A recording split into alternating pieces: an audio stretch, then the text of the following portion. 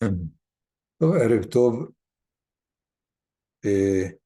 אנחנו חייבים בוודאי כל פעילות חשובה לזכור את חיילי צה"ל שיצליחו במשימתם, בשליחותם,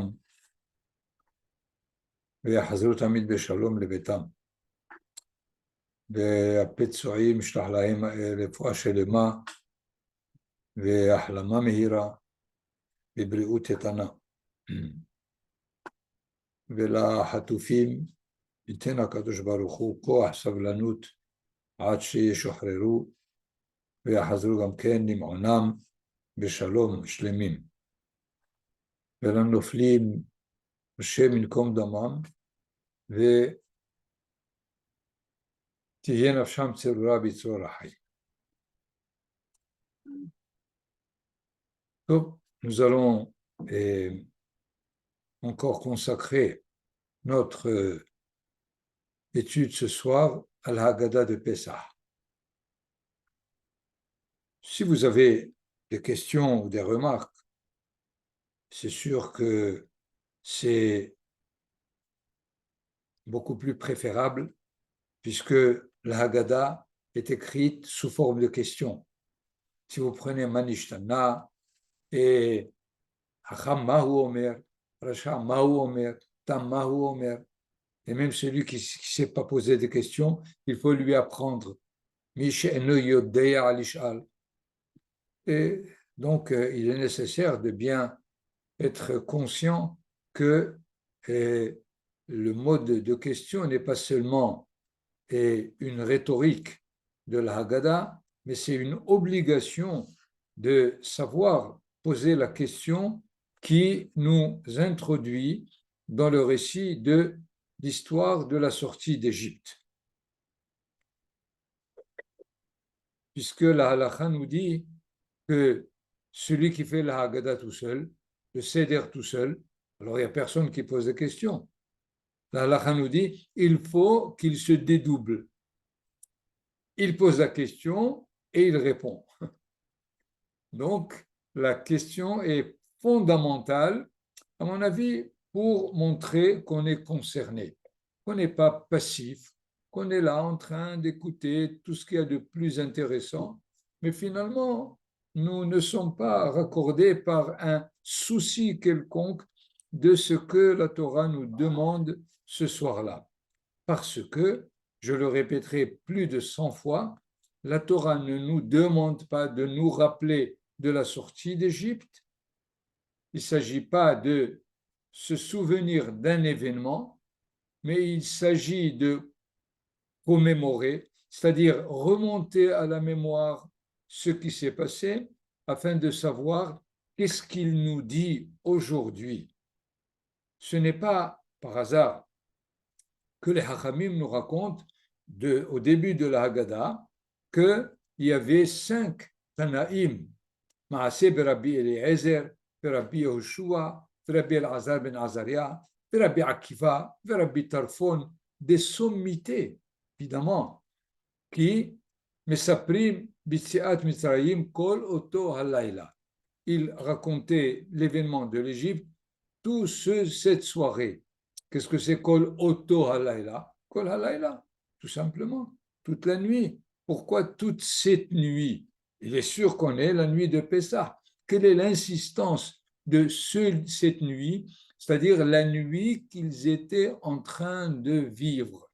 Quelle est la nuit dans laquelle ils vivaient? C'est la domination de Rome sur Israël. Ces hommes, ces Tanaïm, étaient après la destruction du temple, et alors ils voulaient savoir qu'est-ce que l'événement de la sortie d'Égypte leur disait aujourd'hui. Donc cela appelle tout celui qui raconte la sortie d'Égypte de savoir qu'est-ce qu'elle dit aujourd'hui. Je dirais même plus, qu'est-ce qu'il dit aujourd'hui après la nuit d'hier soir, de cette attaque de l'Iran sur nous? Qu'est-ce qu'elle nous dit? Si on ne sait pas répondre, à la limite, on est à côté. Et c'est pour cela que le récit de la sortie d'Égypte est un appel à l'étape qui, qui doit suivre l'histoire d'Israël afin de la faire réussir définitivement. Parce que la sortie d'Égypte n'était pas la sortie vers la libération, il ne s'agissait pas de sortir des esclaves de leur esclavage. Le peuple d'Israël n'était pas esclave, il était asservi. Il faut distinguer entre être esclave, c'est-à-dire avoir comme personne la personne de l'esclave, on est de façon naturelle dépendant, et il y a de quelqu'un qui est asservi. On peut asservir un homme libre. Et finalement, ce que la Haggadah nous raconte, c'est que nous étions des hommes libres, on est descendu en Égypte, on a été asservis, et finalement, on est sorti.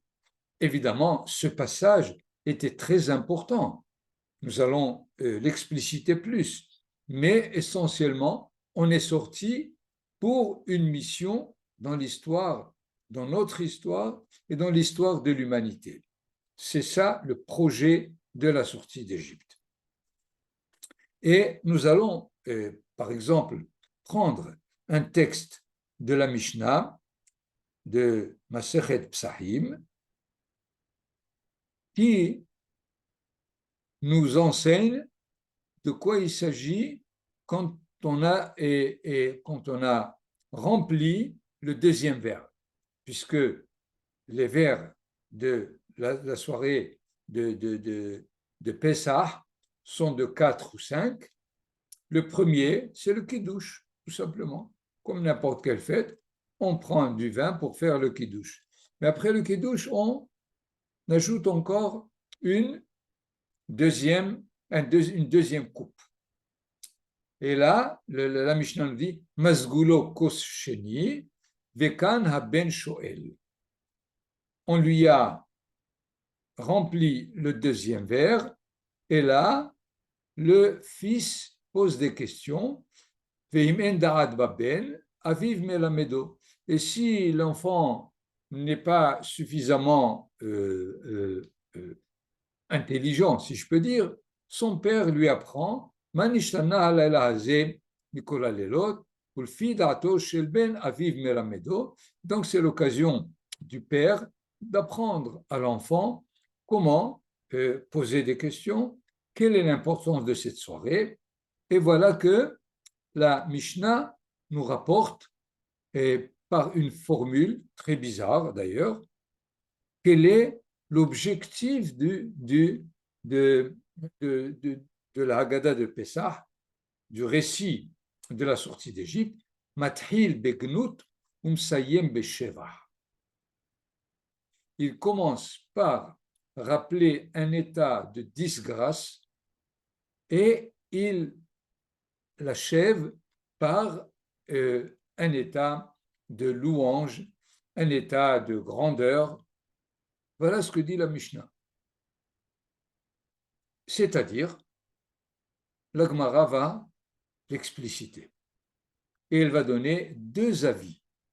Comment? On commence par un état, disons, péjoratif d'Israël et qui finalement s'ouvre sur un état de grande valeur. Le premier avis, c'est, disons, c'est le deuxième avis, mais c'est le premier par lequel la Haggadah commence. Avadim haïnu le pharaon bemitzrayim. Donc, asservis, nous étions en Égypte chez le pharaon. Ce n'est pas un état de grandeur, si on peut dire. Et il nous a fait sortir. Donc, on est arrivé à un état d'hommes libres qui vont faire leur histoire. Un premier avis. Le deuxième avis, c'est, il se trouve d'ailleurs dans la Haggadah, nos ancêtres étaient des idolâtres. Et ce n'est pas une grande médaille. ועכשיו קרבנו המקום לעבודתו. Et maintenant, Akadosh Baruch Hu nous a rapprochés pour son culte, pour son service. Donc, c'est bien fini. Et cette formule-là, Mathil Begnut, Umsayem Beshevah, c'est une invention des Hachamim. Parce que c'est sûr que dans la Torah, quand la Torah nous dit de raconter l'histoire de l'Égypte, d'abord du récit de l'événement lui-même, nous savons qu'elle ne nous dit pas ce qu'il faut dire. Rien du tout. Si vous prenez le verset sur lequel les Hachamim s'appuient pour baser la mitzvah de la Haggadah de Pessah, Veigata levincha bayom hahu lemor. Tu raconteras à ton fils en ce jour en disant Ba'avur ze asa Adonai li betzetim mitzrayim. C'est à cause de cela, je ne sais même pas de quoi, okay? Les Haramim vont nous dire à cause de la matzah et du maror qui sont sur la table, Dieu m'a fait sortir d'Égypte. C'est tout. Mais où est la Haggadah? On ne sait pas. Les Haramim nous donnent ici une formule qui va nous donner la possibilité de créer l'atmosphère du conte lui-même. Mathil Begnut Umsayem Besheva. Quel est finalement ce principe de base? Le Maharal explique que ce n'est pas seulement la sortie d'Égypte qui est sous cette formule, mais la création du monde, la création de l'homme, essentiellement, elle est sous cette formule de base. C'est-à-dire, prenons par exemple, dans le premier chapitre de la création, Vayi Erev, Vayi Boker, Yom Echad. C'est-à-dire, on commence d'abord par la nuit, c'est-à-dire le manque de clarté, c'est pas évident. Vayi Boker, et finalement le jour arrive. Encore, vous avez la Gnout et Sheva. Et c'est le chemin par lequel tout être vivant traverse, et essentiellement, dans l'histoire de la sortie d'Égypte, tout le peuple d'Israël a traversé ces situations, qui sont, je répète, ou bien être asservi, ou bien être au début idolâtre. C'est le fait d'avoir contacté l'idolâtrie et l'asservissement qui a fait qu'il y a eu une recherche de la sortie vers la liberté et le fait de servir le Dieu unique. Puisque nous savons, la Haggadah nous dit d'où est-ce qu'on sait que on commence par Gnout et Sheva. Nous l'avons, et la Haggadah le dit, nous l'avons chez Yehoshua bin Nun. Yehoshua bin Nun, avant de quitter ce monde, il rassemble tout le peuple d'Israël qui était présent et il lui dit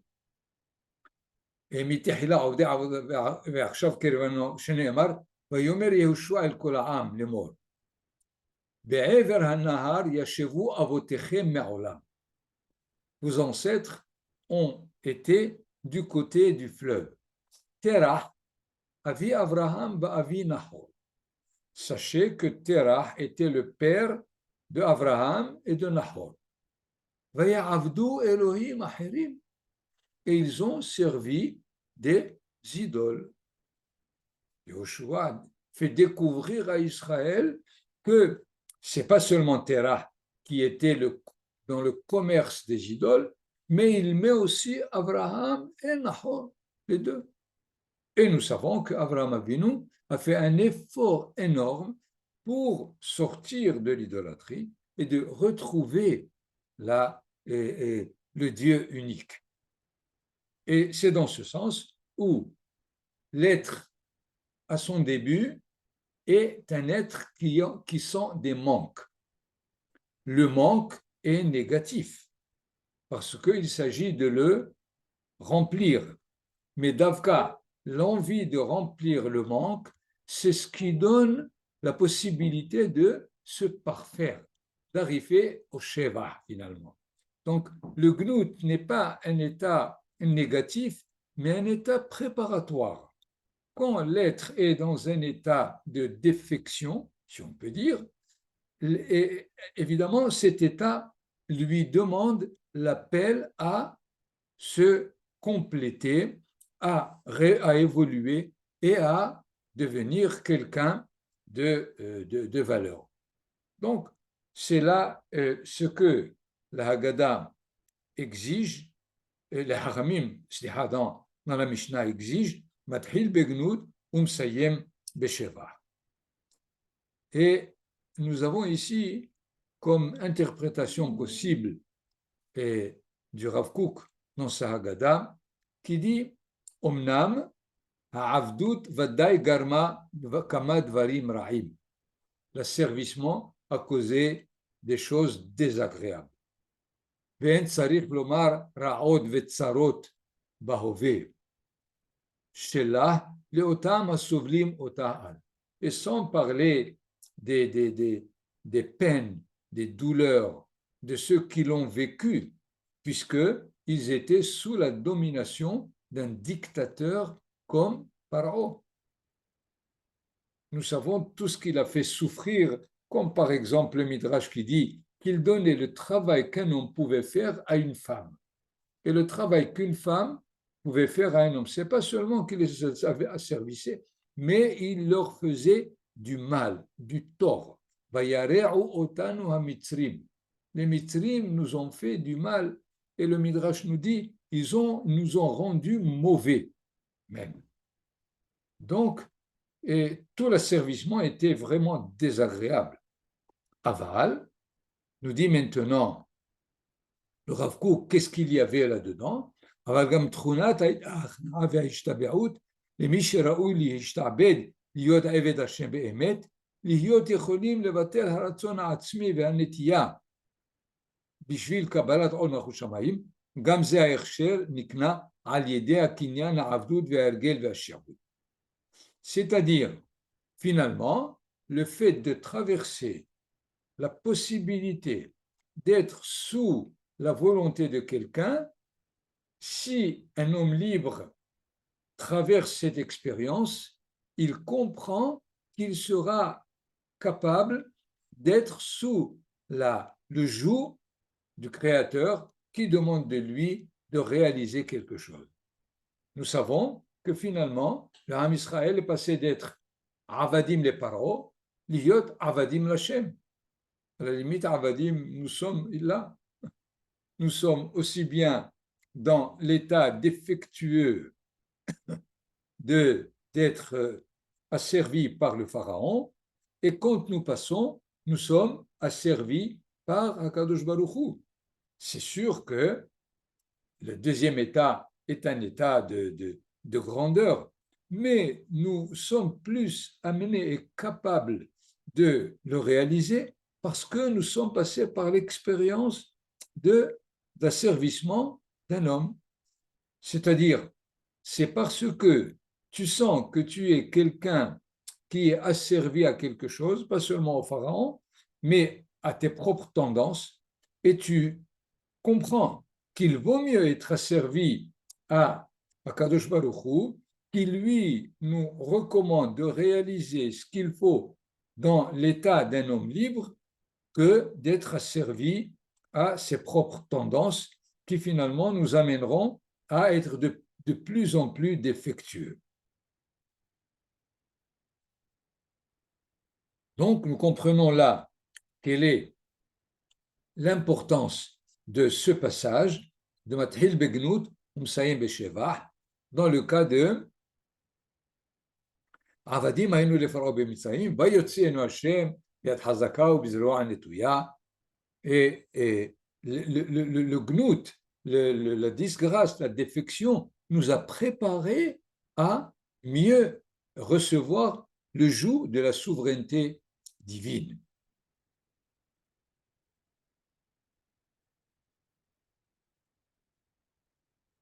le Rav Kook aborde la deuxième et façon de comprendre Mathil Begnout Umsayem Beshevah, c'est, nous l'avons dit, Mitehila Ovdei Avoda Zara Hayu Avotenu.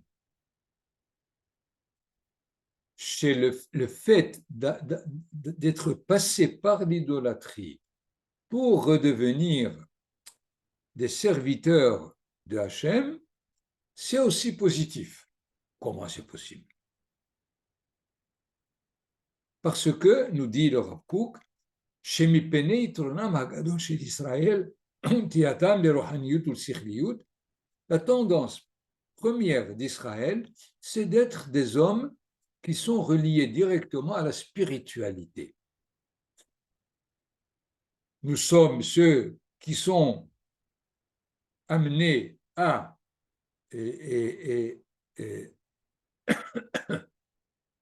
faire connaître l'existence de Dieu dans son monde, et alors on risquait, par trop de spiritualité, d'être de ne pas être au courant, relié à ce qui est le monde de l'imagination, qui est le monde aussi de la force physique, parce que celui qui est au niveau de l'esprit est attiré surtout par la spiritualité, il oublie le fait d'être aussi capable du monde matériel, du monde de l'imagination, qui n'est pas régi directement par l'esprit, et donc ça va lui manquer. Alors, qu'est-ce qu'a fait Akadosh Baruch Hu? Al ken echin adon kol ha'ma'asim Baruch Hu shemitehila ovdei avoda zara hayu avotenu. Nous étions au début idolâtres, ve'itgabera bahem lemida yatchuna ha'omrit ve'akisharon ha'dimioni bemida nifraza. C'est-à-dire, le fait d'être asservi au pharaon, ça nous a donné, d'une part, la possibilité de travailler la matière, de construire les pyramides, de construire l'état du pharaon dans tout ce qu'il y a de plus matériel. Évidemment, nous savons que les idoles arrivent par une imagination fausse de ce que doit être le culte et le culte d'un Dieu d'un Dieu immatériel. Et dans ce cas, les idolâtres veulent matérialiser la divinité par leur imagination débordante. Mais finalement, il faut aussi contacter cette imagination pour s'en servir plus tard à construire le Mishkan, construire le Beth Amikdash. Le Beth Amikdash est aussi très beau.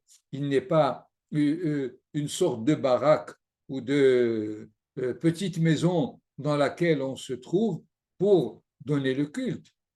Ce qui fait, le fait d'avoir côtoyé des idolâtres nous a donné la capacité de nous relier à ce qui est l'imagination, à ce qui est la matière. Umisé, Yatsa Sheva, et de là, on a gagné. Quoi? Maintenant, on est au service de l'Éternel. את תכונתה של העבודה האלוהית בכל אותם הכישרונות שנמצאו בנו מיסוד הגזע המקורי שעובדי עבודה זרה היו אבותינו. Parce que cela a donné quoi? שנותן אימוץ לכוח הגופני, ça donne d'une part le fait qu'il est nécessaire de bien bâtir le corps physique, kisharon hadimion, le don de l'imagination,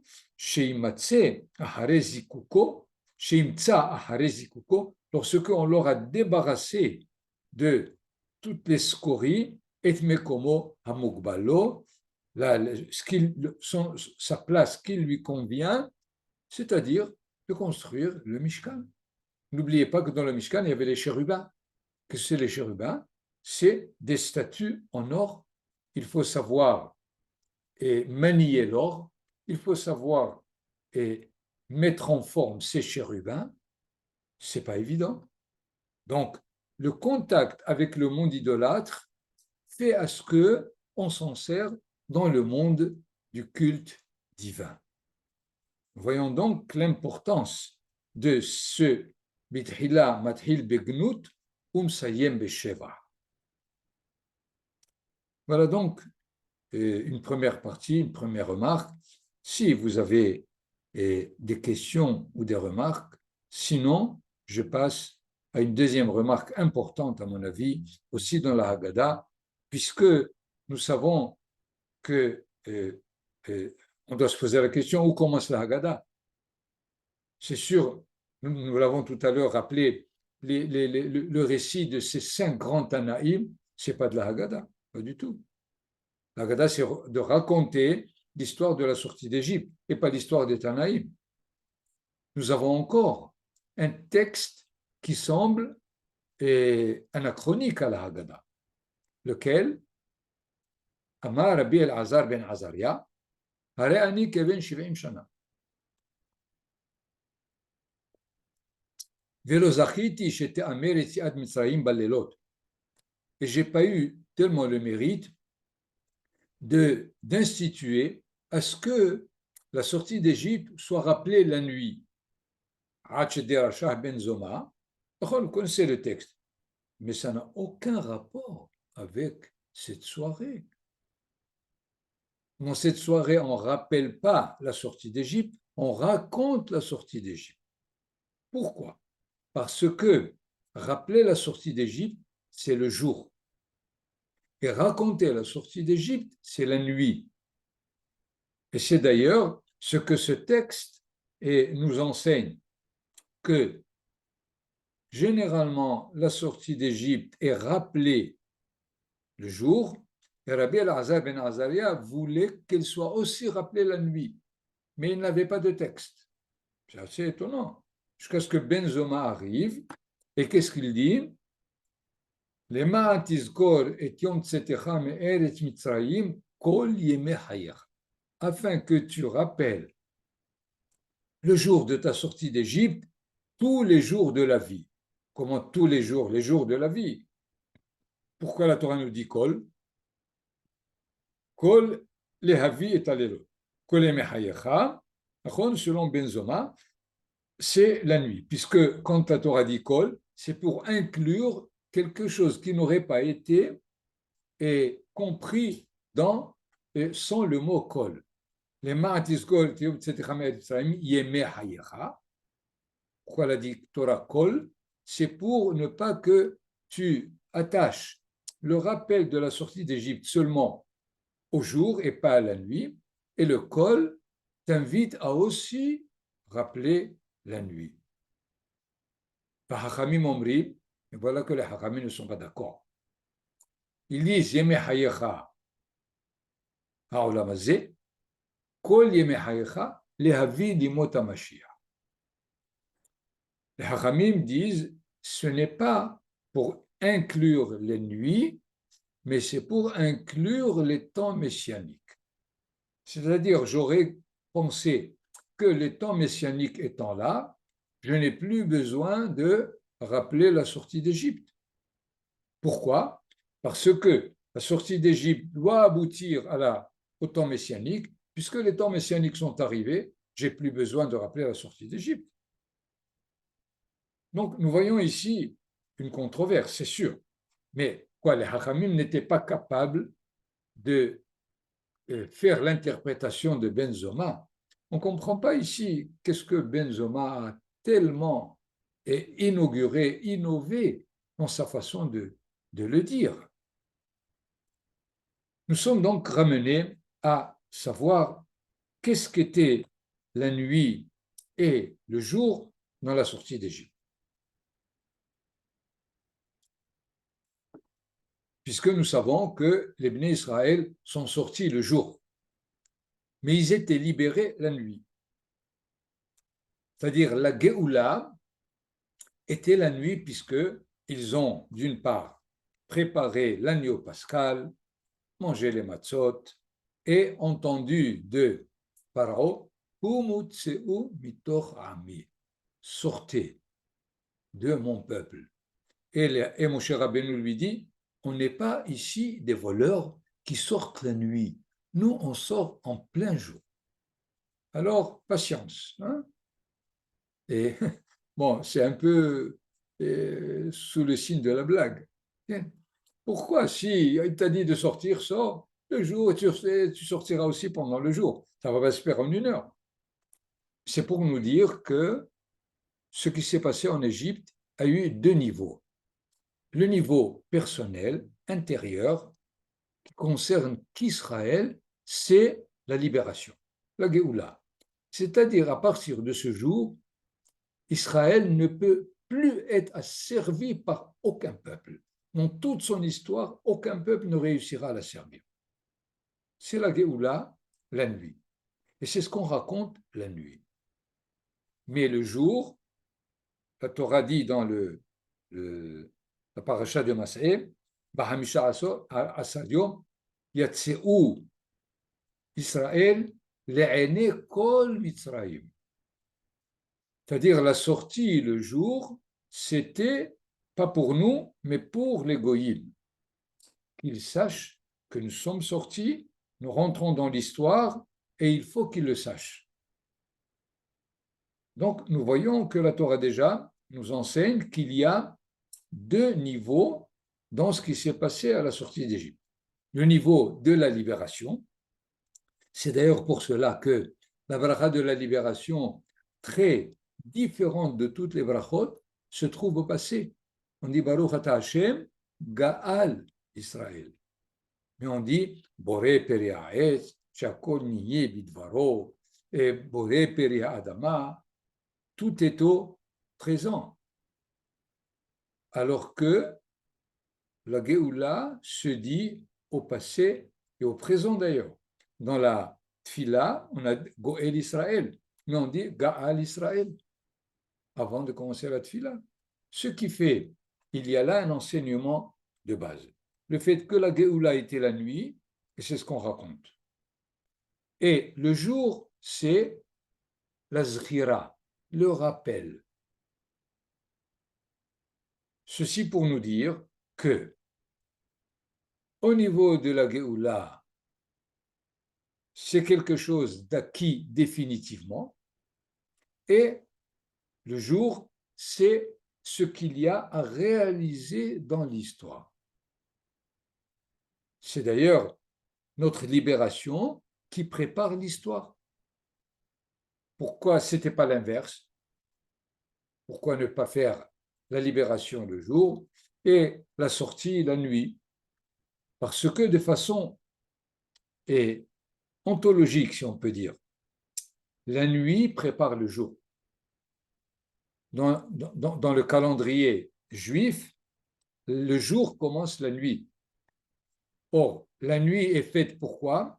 Pour se reposer. Pas pour se reposer du travail de la journée, mais pour se préparer au travail du lendemain. C'est pour ça que la nuit est donnée. Donc, celui qui se lève fatigué, il a un problème. Parce qu'il faut qu'il sache qu'il se repose, qu'il dort pour être prêt. Donc, la libération de la sortie d'Égypte nous prépare à la mission du jour, qui est d'être le peuple qui mène l'humanité. Et c'est pour cela que les Hachamim, la Torah elle-même, a séparé. Elle a dit, le Sippour, c'est la nuit et pas le jour. Je donne toujours une image un peu de blague. Quelqu'un qui a tellement travaillé avant Pessah, et la veille de Pessah, il était fatigué. Il s'est endormi, mais voilà que c'est le lendemain qu'il s'est réveillé. Est-ce qu'il peut faire le Seder? Non. Ce n'est pas toujours le cas. Si quelqu'un, le vendredi, avant Shabbat, il s'est endormi, il s'est réveillé le matin, il fait le kiddush du soir. C'est sûr, pas le kiddush du jour. Parce qu'il n'a pas fait le kiddush du soir. Et dans ce cas-là, on aurait pu croire, puisqu'il n'a pas fait le Seder le soir, qu'il le fasse le jour. Non, il attendra un an pour faire le Seder. raté. Donc, nous voyons quelle est cette importance du fait de raconter la Haggadah de Pessah, c'est le soir. Et c'est pour cela que j'ai dit, la Mishnah, nous allons la voir peut-être beaucoup mieux dans le texte. Vous voyez ici, Amar Rabbi Elazar ben Azaria, Hare ani keven shiv'im shana, je suis comme quelqu'un qui a 70 ans, ça veut dire j'ai la sagesse de l'homme de 70 ans. Velo zachiti shete'amer etziat Mitzrayim balelot. J'ai pas eu assez de mérite pour dire qu'il faut aussi rappeler la sortie d'Égypte la nuit, parce que la sortie d'Égypte a été, avant Rabbi Elazar ben Azaria, et encore du temps de Rabbi Elazar ben Azaria, était que le jour. Vous avez d'ailleurs la Mishnah en haut qui nous dit Amar Rabbi Yehoshua ben Korha, Lama kadema Shema leveaya im Shamoa. Pourquoi la paracha de Shema est avant Veaya im Shamoa? D'abord, est accepter le joug de la souveraineté céleste, parce que la première paracha de Shema Israël Adonai Eloheinu Adonai Echad, c'est recevoir la souveraineté céleste. Mais la deuxième, recevoir le joug de la réalisation de la mitzvah. Bon, alors pourquoi Ve'im Shamo avant Vayomer? Parce que Ve'im Shamo Anoheg Bayom Uvalayla, les mitzvot, Vayomer ena Noheg ala Bayom. Pourquoi? Parce que la paracha, la troisième paracha, elle est du tzitzit, et le tzitzit c'est que le jour, pas la nuit. Donc nous voyons que la Mishnah dit que Bayom seulement. Donc du temps de la Mishnah, on ne lisait pas la troisième paracha la nuit. C'est pour cela qu'on comprend que Rabbi Elazar ben Azaria a dit Lo zachiti shete'amer etziat Mitzrayim balelot עד שדרשה בן זומא, שנאמר, למען תסגור את יום צאתך כל ימי חייך, ימי חייך ימים, כל ימי חייך לילות. C'est-à-dire, comment peut-on rappeler la sortie d'Égypte la nuit, chaque jour, alors qu'on est en exil? On est sous la domination romaine. On n'est pas libéré. Comment rappeler la sortie d'Égypte? C'est pas cohérent, si on peut dire. C'est pour cela qu'il explique que le kol vient aussi inclure la nuit. C'est-à-dire, même dans la nuit, sache voir la libération qui va arriver. C'est là, si on peut dire, le hidouche de Ben Zoma. Hachet Derasha. Derasha, c'est-à-dire, il a fait un drash. Le drash, c'est pas évident, parce que on est habitué à dire comme ça. Mais quand tu dis le ma'atisgor et tum tzedecha Mitzrayim yeme hayecha, c'est le jour. Le jour inclut la nuit. Pourquoi tu fais à ce que le yom maintenant, c'est que le jour et pas la nuit, et tu l'ajoutes grâce au kol? C'est vraiment une dracha. Mais cette dracha a comme base quoi? Alors que nous sommes sous la domination romaine et qu'il n'y a pas lieu de, de, de, de, de rappeler le fait qu'on est libre par la sortie d'Égypte la nuit, puisque la nuit c'est la libération, et on est actuellement asservi à Rome. Il y a eu donc cette dracha de Ben Zoma de dire que même la nuit, nous sommes capables d'imaginer le jour ou à la limite la libération d'Israël dans l'avenir. Mais Hachamim Omrim, Im hayecha ha'olam hazeh, kol im hayecha le'avid imut HaMashiach. C'est-à-dire, les Hachamim ne sont pas d'accord. Ils disent il est beaucoup plus important d'interpréter le kol en vue de Yemot HaMashiach, pour nous dire qu'il faut que le rappel de la sortie d'Égypte soit capable de nous donner les temps messianiques. Et alors, on rappellera aussi, pendant les temps messianiques, ce qui nous a aidés à arriver au temps messianique. Je le dis, mamash, en bref, il faut l'étude de toute la Gemara, parce que ça, c'est la Mishnah, qui dit Mazkirim Etziat Mitzrayim Balelot, et il y a toute une discussion entre Ben Zoma et les Hachamim pour justifier chacun sa position.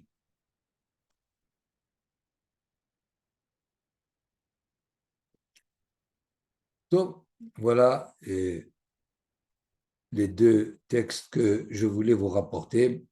Si vous avez questions ou remarques, Bessim Haraba. Sinon, gardez les questions au soir de Pessah. Comme ça, vous réaliserez le récit de Pessah à partir de la question. Essayez de chercher une question qui vous donne le lieu de la Haggadah dans sa plénitude. Ken Shoshana. Et quelle est la différence entre raconter la sortie d'Égypte et rappeler la sortie d'Égypte?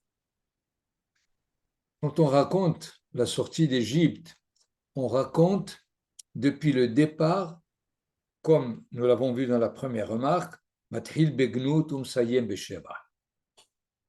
C'est-à-dire, on rappelle tout le circuit, du début jusqu'à la station où nous sommes, afin de savoir vers où on évolue.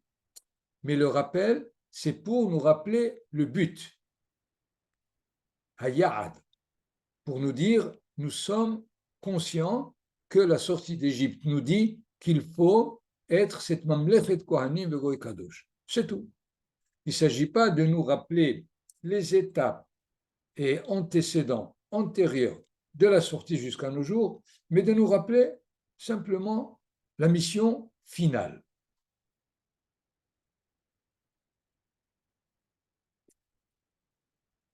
Tov? Est-ce que Benzema veut dire en gros, c'est que Yom Ha'atzmaut est plus grand que Yetziat Mitzrayim? Bevadaï, c'est sûr, il n'y a aucun doute, selon que ce soit l'avis de Benzoma ou des Hachamim, ils sont tous les deux d'accord que les temps messianiques étant là, c'est beaucoup plus important que la sortie d'Égypte, parce que finalement, on avance vers notre but, vers notre mission de façon concrète. C'est sûr. D'ailleurs, Be'ezer Hashem, quand on réussira, il faudra faire la Haggadah de Yom HaAtzmaut, simplement, dans laquelle on rappellera rapidement la sortie d'Égypte, mais on détaillera quelle est l'époque qui se présente à nous à partir de ce qui s'est passé. Et si on revient à l'actualité, la présente, il y en a beaucoup aujourd'hui qui ont dit qu'il aurait fallu faire une shira ou un hallel pour le miracle qu'on a vécu cette nuit. Qu'est-ce que vous en pensez? Il rapporte ça il compare ça à Hiskiaou. Mais il faut que le peuple d'Israël, dans sa totalité, ce n'est pas tel ou tel individu ou telle communauté ou groupe le fasse. Shira, elle se fait avec tout Israël. Nous avons Az Yashir Moshe Uvnei Israël. Nous avons à la fin des 40 ans Az Yashir Israël et Ashira Azot. Ali Be'er Enula. Il faut que ce soit la conscience de la nation et pas de quelques individus ou groupes quelconques. Ça n'a aucun cachet réel. On peut faire la Oda'a, peut-être le Hallel, c'est possible, mais Shira, on est loin, très très loin. Alors, ça bloque les temps finaux. ça bloque, ça, non, de ne pas pouvoir faire une shira collective. Bien sûr, Vadaï. Écoute, on ne peut pas faire semblant. On peut faire comme si. C'est très, très pessimiste, Ken Rabbi David, c'est très Non, non, non, pessimiste. non, non, non. J'ai toujours dit, il n'y a pas de pessimisme ou d'optimisme dans la Torah. On nous a vendu ça, alors on est obligé de s'en servir. La Torah est réaliste. C'est tout. La réalité est là. Nous savons que on n'est pas d'accord, pas pour ça, on n'est pas d'accord pour des choses beaucoup plus élémentaires, beaucoup plus quotidiens de ce qui s'est passé, Mioder. D'ailleurs, l'événement n'est pas terminé, à mon avis. Il ne fait que commencer hier soir. Mais alors, est-ce que malgré tout, on avance vers cette Géoula? Oui, bien Est-ce sûr qu'on qu'on a... avance. Oui? Vadaï, aucun doute. Ah, voilà, vous voyez, là, c'est... On avance, c'est sûr. Il n'y a aucun doute. בעזרת השם, יהיה רצון. Donc, חזק וברוך, תודה רבי דוד, תודה רבה. לכולם, תודה רבה, תודה רבה. נתראה תודה רבה. בספורט ובכל, בישועה ונחמה לכל עם ישראל כולו. אמן, אמן, אמן. אמן.